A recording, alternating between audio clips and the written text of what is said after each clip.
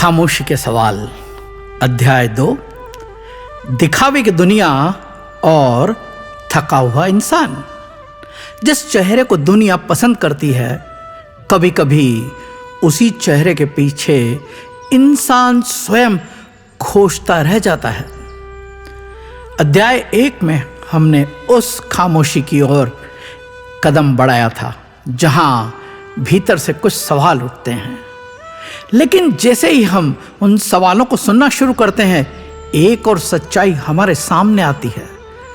हमने अपने जीवन में कितने चेहरे बना रखे हैं। एक चेहरा परिवार के लिए, एक समाज के लिए, एक मित्रों के लिए, एक कार्यस्थल के लिए, एक सोशल मीडिया के लिए, और एक ऐसा चेहरा जिसे हम अक्सर आईने में भी ठीक से नहीं देखना चाहते हैं। आज का इंसान पहले से कहीं अधिक दिखाई देता है, लेकिन शायद पहले से कहीं अधिक छुपा हुआ है। उसकी तस्वीर दिखाई देती है, उसकी उपलब्धियां दिखाई देती है, उसकी यात्राएं दिखाई देती है, उसकी मुस्कान दिखाई देती है, उसका नया घर, नई गाड़ी, नया व्यवसाय, नया रिश्ता, नई सफलता, सब दिखाई देता है। लेकिन उसके भीतर चल रही लड़ाई दिखाई नहीं देती है। उसकी बेचैन रातें नहीं दिखती है, उसका डर नहीं दिखता है, उसके रिश्तों की दरार नहीं दिखती है, उसकी असुरक्षा नहीं दिखती है, उसके आंसू नहीं दिखते हैं जिन्हें वह कमरे का दरवाजा बंद करके बहाता है। और शायद यही हमारे समय की सबसे बड़ी विडंबना है। हमने अपने जीवन को इतना सार्वजनिक कर दिया है कि अपनी वास्तविकता से ही निजी हो गए हैं। दुनिया को दिखाने की मजबूरी। कभी इंसान कोई सुंदर क्षण इसीलिए जीता था क्योंकि वह सुंदर था। आज कई बार वह सुंदर क्षण इसीलिए जीता है ताकि उसे दिखाया जा सके। यात्रा से पहले कैमरा तैयार होता है, भोजन से पहले तस्वीर, उपलब्धि से पहले पोस्ट और मुलाकात से पहले सेल्फी, खुशी से पहले उसका प्रदर्शन। धीरे धीरे अनुभव से अधिक महत्वपूर्ण उसकी प्रेजेंटेशन हो जाती है। हम ये भूलने लगते हैं कि जीवन कैमरे के लिए नहीं है, जीवन महसूस करने के लिए है। लेकिन जब हर अनुभव इस प्रश्न से गुजरने लगता है, लोग इसे कैसे देखेंगे, तब धीरे धीरे एक खतरनाक परिवर्तन शुरू होता है। हम यह पूछना बंद कर देते हैं, मुझे कैसा लग रहा है, मुझे कैसा लग रहा है, और पूछने लगते हैं दूसरों को मैं कैसा दिखाई दे रहा हूं। यहीं से दिखावे की दुनिया भीतर प्रवेश करती है। सोशल मीडिया, जुड़ाव या तुलना का आईना। सोशल मीडिया, जुड़ाव या तुलना का आईना। सोशल मीडिया अपने आप में समस्या नहीं है। समस्या तब शुरू होती है जब हम उसे अपने जीवन का मापदंड बना लेते हैं। स्क्रीन खोलते ही हमें किसी की सफलता मिलती है, किसी की नई कार, किसी का नया घर, किसी की विदेश यात्रा, किसी की शानदार शादी, किसी का व्यवसाय, किसी की फिटनेस, किसी का प्रेम और किसी की उपलब्धि। और फिर बिना जाने हमारा मन अपनी जिंदगी की तुलना उस जीवन से करने लगता है। हम भूल जाते हैं कि हम किसी दूसरे व्यक्ति की पूरी जिंदगी नहीं देख रहे हैं। हम उसकी जिंदगी के चुने हुए कुछ क्षण देख रहे हैं, लेकिन तुलना करते समय हम अपनी पूरी जिंदगी उसकी हाईलाइट रील से तुलना करते हैं। यही तुलना भीतर एक धीमी आवाज पैदा करती है, सब आगे निकल गए, मेरे पास इतना क्यों नहीं है, मेरी जिंदगी ऐसी क्यों नहीं है, मैं पीछे क्यों हूं। और धीरे धीरे वह व्यक्ति जिसके पास वास्तव में बहुत कुछ है, अपने पास मौजूद चीजों को देखना बंद कर देता है। तुलना का सबसे बड़ा नुकसान यह नहीं है कि वह हमें दूसरों से छोटा महसूस कराती है। उसका सबसे बड़ा नुकसान यह है, वह हमें अपने जीवन की सुंदरता से अंधा कर देती है। जिस घर में कभी सुकून था, अब वह छोटा लगने लगता है। जिस जीवन में कभी संतोष था, उसमें कमी दिखाई देने लगती है। जिस रिश्ते में कभी प्रेम था उससे दूसरों के रिश्तों से तुलना होने लगती है। जिस शरीर के लिए हमें कृतज्ञ होना चाहिए उससे भी शिकायत शुरू हो जाती है, और तब मनुष्य अपने जीवन को जीना कम और उसका मूल्यांकन करना अधिक शुरू कर देता है। अप्रूवल एडिक्शन, स्वीकृति की भूख। मनुष्य को स्वीकार किया जाना अच्छा लगता है, यह स्वाभाविक है। हर इंसान चाहता है कि उसे प्रेम मिले, सम्मान मिले, उसकी बात सुनी जाए। लेकिन जब दूसरों की स्वीकृति हमारी आंतरिक शांति की शर्त बन जाए तब समस्या शुरू होती है। फिर जीवन हमारे हाथ में नहीं रहता है। किसी ने तारीफ की, हम खुश, किसी ने आलोचना की, हम टूट गए, किसी ने प्रतिक्रिया नहीं दी, हम बेचैन हो गए, किसी ने हमारी पोस्ट पसंद नहीं की, हम सोचने लगे कि शायद हम महत्वपूर्ण नहीं हैं। धीरे धीरे बाहरी प्रतिक्रियाएं हमारे भीतर की कीमत तय करने लगती है, और तब इंसान स्वयं से पूछना बंद कर देता है, क्या मैं अपने जीवन से संतुष्ट हूं? और पूछने लगता है, क्या लोग मेरे जीवन से प्रभावित हैं? यह अंतर बहुत छोटा दिखाई देता है, लेकिन जीवन की दिशा बदल देता है। जो व्यक्ति हर समय दूसरों की स्वीकृति खोजता है वह धीरे धीरे अपने निर्णय की स्वतंत्रता खो देता है। वह अपनी पसंद से नहीं, लोगों की पसंद से जीने लगता है। लोग क्या कहेंगे? शायद ये 4 शब्द भारत जैसे समाज में सबसे अधिक सपनों को रोकते हैं। लोग क्या कहेंगे? कितने युवाओं ने अपना मनपसंद कैरियर छोड़ दिया क्योंकि परिवार को कुछ और ही पसंद था। कितने लोगों ने अपनी पसंद का व्यवसाय शुरू ही नहीं किया क्योंकि रिश्तेदारों को असफलता का डर था। कितने लोगों ने रिश्ते बनाए या तोड़े सिर्फ इसीलिए कि समाज क्या सोचेगा। कितने लोगों ने अपने मन की बात दबा दी क्योंकि उन्हें डर था कि कोई उन्हें गलत समझ लेगा। और कितने लोग ऐसे जीवन में वर्षों बिता देते हैं जो उन्हें कभी चाहिए ही नहीं था। समस्या समाज की राय नहीं है, समस्या तब है जब समाज की राय हमारे जीवन का अंतिम निर्णय बन जाती है।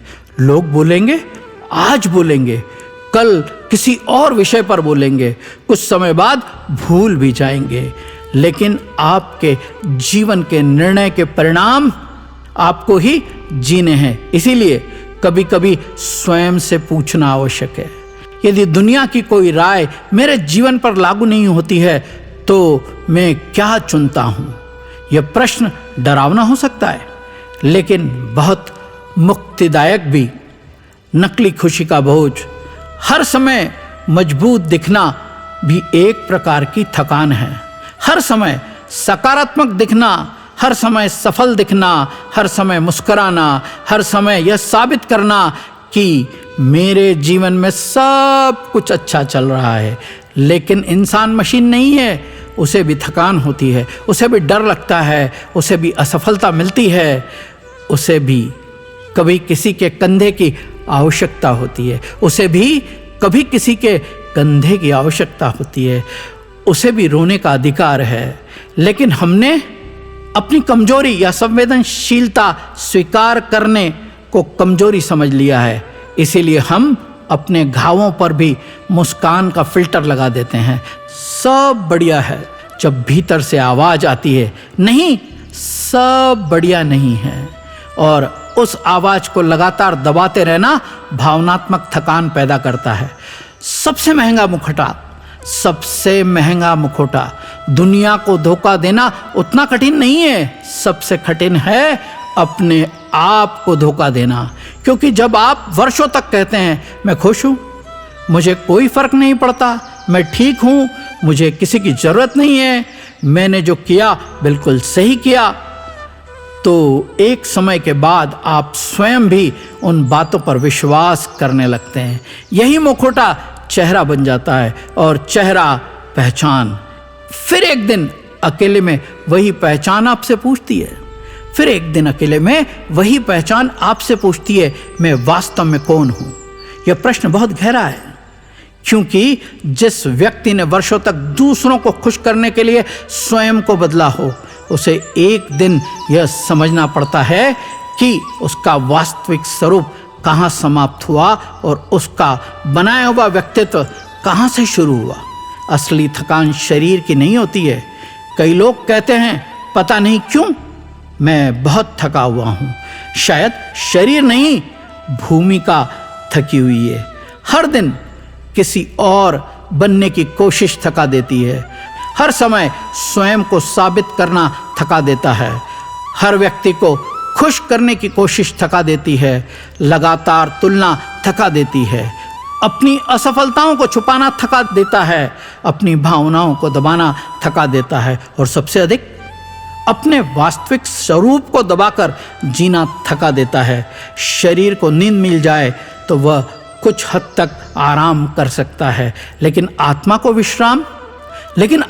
विश्राम तब मिलता है जब उसे अभिनय बंद करने की अनुमति मिलती है। जब दुनिया की तालियां भी छोटी पड़ जाती है। एक समय आता है जब मनुष्य बहुत कुछ हासिल कर लेता है।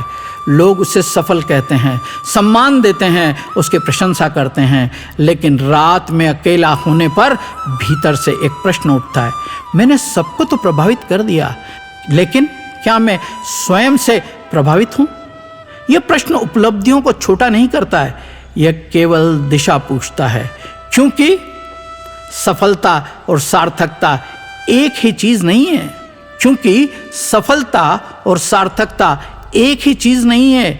आप बहुत सफल हो सकते हैं और फिर भी भीतर से खाली। आपके पास बहुत कुछ हो सकता है और फिर भी मन कहता है कुछ तो छूट गया है। कभी कभी वो छूटी हुई चीज पैसा नहीं होती है, वो होती है स्वयं से दूरी, मुखौटा उतारने का साहस।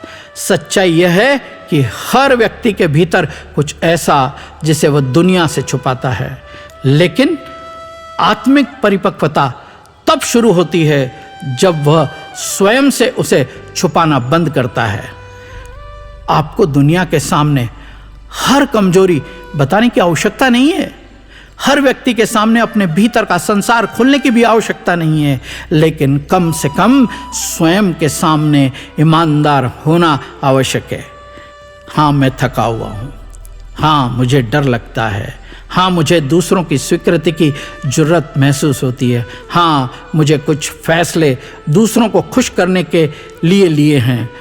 हाँ, मेरे भीतर कुछ अधूरे सपने अभी भी जीवित हैं। यह स्वीकार करना हार नहीं है, यह आत्मसम्मान की शुरुआत है, क्योंकि जिस सत्य को हम स्वीकार कर लेते हैं उसे बदलने की संभावना भी वहीं से जन्म लेती है। एक छोटा सा विराम। आज कुछ देर अपने जीवन को बाहर से देखने की कोशिश कीजिए, मानो आप अपने जीवन के दर्शक हो। आपका घर, आपका काम, आपके रिश्ते, आपका सोशल मीडिया, आपकी उपलब्धियां, आपकी बातचीत, आपकी मुस्कान, और फिर स्वयं से पूछिए, इन सब के पीछे असली मैं कहाँ हूँ? शायद तुरंत उत्तर न मिले, कोई बात नहीं।